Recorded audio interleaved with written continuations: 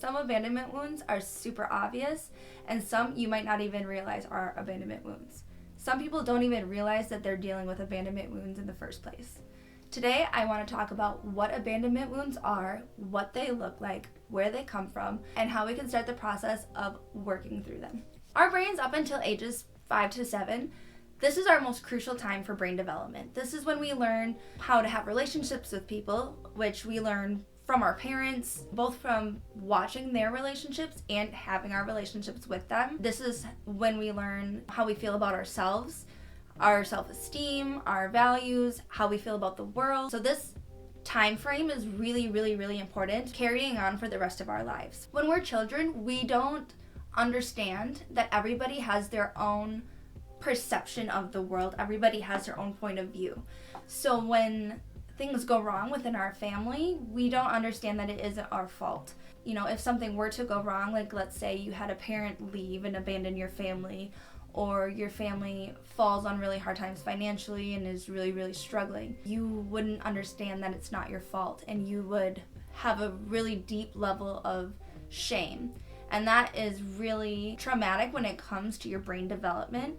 As far as abandonment wounds go, you would say things like, well, if I would have done this, then this wouldn't have happened. And if I would have done this, then this wouldn't have happened. Another thing, with the relationships that we have with our parents, if our parents are super inconsistent with their love that they give for us or their presence in our lives, this is going to cause really severe issues later on down the road when it comes to us looking for our partners as adults. We're going to be seeking out partners who are also super inconsistent, and that's obviously going to create very toxic, unhealthy relationships for us down the road. When you are an adult in a relationship, you are looking for something that feels familiar to you from when you're a child. And when inconsistent love and inconsistent presence is what's normal to you, that is what you're going to seek out in a partner. Also, when it comes to your self-value and your confidence, when your parents don't show you that consistent love and affection, that has a huge impact on your confidence and value, on how you feel about yourself.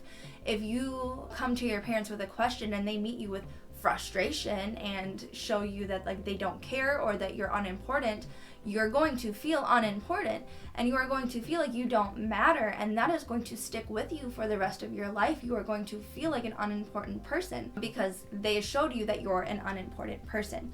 So that time frame is super important as far as your brain development goes for all of these things. Another part to this is, as a child, instead of learning normal coping mechanisms to things or normal life skills, or even instead of just playing like a normal child, you were busy working on not being abandoned, or busy in fight or flight, busy doing these things, so you didn't get to learn these normal skills that other children got to learn. And so now as an adult, you don't have those skills, those mental skills that you learn as a kid by just playing normally and not being worried. So here are some signs that you may have abandonment wounds, or that somebody you are dating or a friend may have some abandonment wounds. The first one is having anxiety not being around your partner. So this means needing to be in constant contact when you're not around them, needing to know when they'll be back, texting them the whole time that they're gone.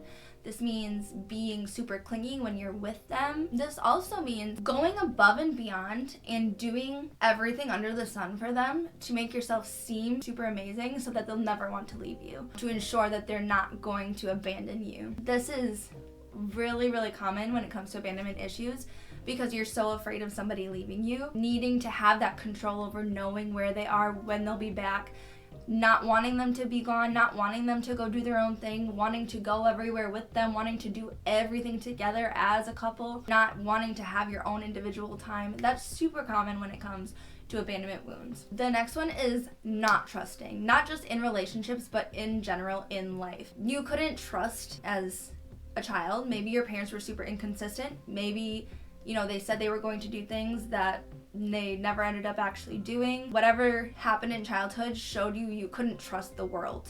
Nobody's trustworthy. You can't believe anything you see, anything you hear. Nobody lives up to their word. Nobody's telling the truth. You don't believe anything. You need to see it to believe it. You need lots of proof. You just assume everybody's lying. So that is a huge sign of abandonment wounds. The next one is always expecting the worst case scenario, always assuming things are going to go south, always having the backup plan, never believing like things could maybe go right. I know I had this one for a while. Like, I always just believed everything was going to go south. I always just assumed the worst, always anticipated everything going wrong. And when you do that, you're actually like putting that energy out into the universe and manifesting bad things to happen, expecting things to go wrong because things always were really bad when you were a kid. You always had parents angry, parents freaking out. Maybe your family was super chaotic and everyone was always fighting. Maybe you had parents who were drunk and always causing a scene. Maybe you had, I don't know, whatever it may be. Always expecting bad things to happen, knowing that it's just gonna go wrong, assuming things are gonna go bad. So the next one is hyper-independence. I know that this is one that I still to this day struggle with. People with hyper-independence have the attitude of, everybody leaves. They can't ask for help. They feel safer alone. They just feel like it's better to do things by themselves. They can rely on themselves. As a kid, maybe their parents weren't super reliable. Maybe their parents weren't around a lot. Maybe they had a single mom who had to work a lot. That is super common. And when you have a single mom who works a lot, you end up doing a lot of things for yourself. People with abandonment wounds often have hyper-independence. You can't trust everybody else, but you can trust yourself, and sometimes that's all you can rely on. That's a big mentality for that. The next one is you can't communicate your emotion. In a lot of chaotic households or people whose parents weren't emotionally available to them, you're not able to emotionally open up to your parents. You didn't have the safe space to talk. Therefore, when you grow up, you don't know how to do that. You never learned the skills to open up emotionally. You didn't learn how to safely talk. You didn't learn that it was safe to talk about your emotions. So it's very hard to do that as an adult. It's very hard to communicate how you're feeling. If you never learned how to safely and openly communicate your emotions, as an adult, you have no idea how to do that. You don't even know how to put it into words. You don't know where to start. It's just like a whirl of emotions in your head and you just don't know how to get it out. Not being able to communicate your emotions, even if you want to, you just don't know how. That is something that people with abandonment wounds struggle with as well. Sometimes even if they want to, it takes a long time before they feel safe doing so because they've never had that opportunity. They've never had that safe person to open up to in that way. The next one, people with abandonment wounds often can't take criticism. They're very emotional to criticism. They feel bad about themselves. This is because a lot of the times people with abandonment wounds struggle with perfectionism because they try to be perfect in order to make the person happy so that they stay, kind of like what I said with the first one, with the relationship one, where if I make them happy enough, they won't leave me. So with the criticism, if they're not good enough, then that hurts because then it's like, well, if I'm not good enough, then what? Then you're gonna leave me. Not feeling good enough is something that they often felt as a child. Like, I wasn't good enough, and that's why I'm a failure, and I'm shameful. I was the reason my family fell apart because that's what your subconscious feels from when you were a kid. Not being able to take criticism because that makes you feel shame. Most people, if they don't have abandonment issues, can kind of take constructive criticism, but people with abandonment issues, that's a whole failure. That makes them feel shame. That makes them feel terrible. And there's a lot of emotion behind that. Another one is people with abandonment issues often tend to not only attract toxic relationships again and again, but they stay and they linger in these toxic relationships again and again. A big part of this is because a lot of people with abandonment wounds tend to be empaths, and empaths attract narcissists. That's a whole other thing. Another reason that they stay in these toxic relationships is they, again with that first one, don't want people to leave. They're clingy, they don't want them to leave, they're afraid of being alone, not wanting anyone to leave them, and a lot of the times that chaos is familiar to them. A lot of the times people with abandonment wounds grew up in chaotic homes or abusive homes and toxic homes, so the chaos and toxicity of these toxic relationships is familiar to them. And like I had said in the beginning, whatever you grow up thinking is normal is going to be the types of relationships that you attract when you're older. So people who tend to always be in a toxic relationship tend to have abandonment wounds. The next one that is really common is a lot of people with abandonment wounds tend to have unhealthy coping mechanisms. So this can look like drinking, smoking, drugs, anything that's really, really self-deprecating to the body. This is because it numbs the pain temporarily, and anything that makes you not feel that pain is good. Nobody wants to feel the pain of that. And instead of healing it, because healing it means you have to face it, and that is like hard, right? So instead of healing it, people tend to do whatever they can to numb it and push it down and push it down. And so any of these horrible substances are going to make you not feel it, and that is super common, unfortunately.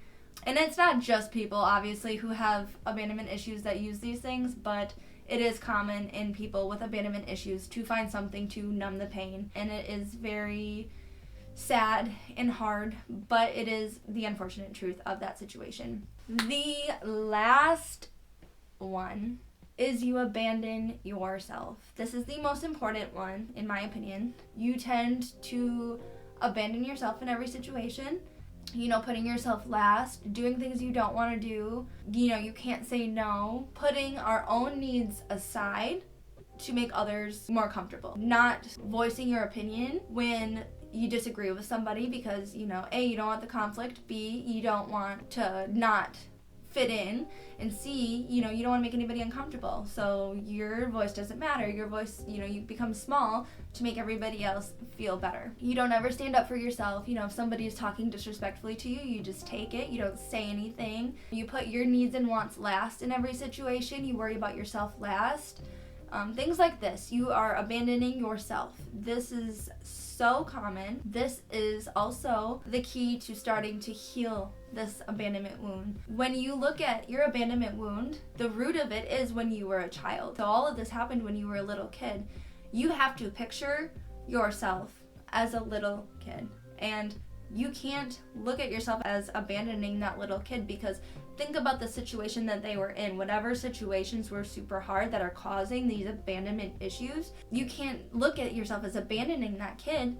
You have to look at yourself as sticking up for this little kid. A really, really helpful tactic to doing this, obviously do your inner child work, but something that I heard that was really helpful for me is stepping into whatever situation and acting like the parent to that inner child of yourself. Let's say that let's go back to the situation I used in the beginning with a parent walking out on that inner child.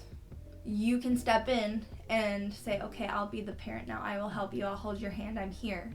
I'm here for you. Go into meditation. There's a lot of inner child meditations here on YouTube. Stepping in and guiding that inner child, saying, I'm here. Not abandoning that inner child, because when you're abandoning yourself, you are abandoning that inner child.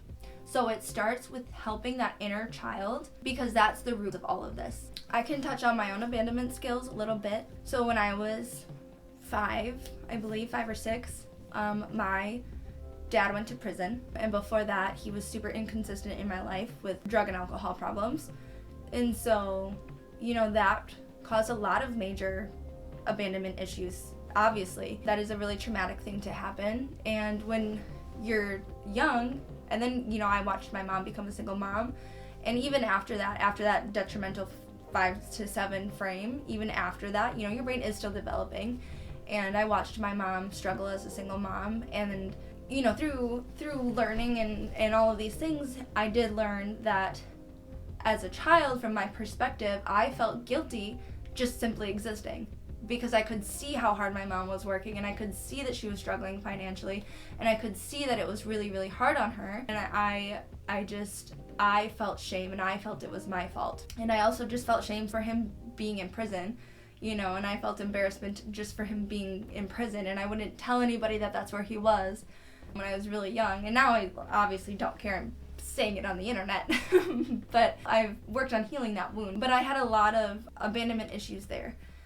And I had to work through that. I really did, because that was a really, really, really detrimental point to my development. I also moved across the country by myself at 16 without my mom, and we, weren't in a great place. And that caused really, really severe abandonment wounds for me, because I felt, like unwanted and unloved, and that caused a lot of lingering feelings of that in every relationship that I had ever had. Because after that, the lingering nobody wants me, nobody loves me, typical feelings of abandonment wounds, I felt like a burden to everybody. And that's really typical in abandonment wounds as well, because when you are younger and you feel that you are a burden, you're gonna carry that with you. to every other relationship. Because when I felt guilt simply for existing, because I could see my mom struggling, I felt like a burden in every other scenario that I was in, everywhere I was at, to the point where, like, if I was at a friend's house and they offered me water, I would say no thank you, because I didn't want to be a burden, even if I was so thirsty. So that was something that I had to work through, and I'm always working through it. You know, that is something that was really hard for me. I know that my parents were doing the best that they could for where they were at, and it's okay to love your parents, even if you're upset with what they did. That is okay. You can still love your parents and be upset with what happened. You can still love your parents and disagree with things that they did. You can still love your parents and be angry at choices that they made. If you don't want to even have a relationship with your parents, you don't have to do that either. You can completely cut your parents off. If having a relationship with your parents causes more harm to you than it does good, especially at a cognitive level, at a psychological level, if they are still continuing to cause you anxiety and stress and depression and these things, then maybe it's not a good idea to have a relationship with them. But if you are able to have a good bond with them at this point in your life, and you forgive them and you're happy, you can move forward from the choices that they've made, and you can still have a bond with your parents, and you can still love your parents. Even if they did do things years ago that you don't agree with, that you are still angry with them for, you can still have a relationship with your parents today. And those are obviously all things that you have to individually, everybody has to do themselves. Another thing too is we often grow up seeking partners who have similar qualities to whatever issues we had witnessed or experienced growing up. And we do this so that we can try and fix the problem as adults that we felt shame for or guilt for as a child, because remember, we thought we were the problem as children. We subconsciously try to fix the problem that we thought we caused, but really we're just creating a toxic mess for ourselves as adults. I hope that you were able to get some clarity on some things today. If any of this resonated with you, I would love to know in the comments below. Other than that, I will see you in the next one. Bye!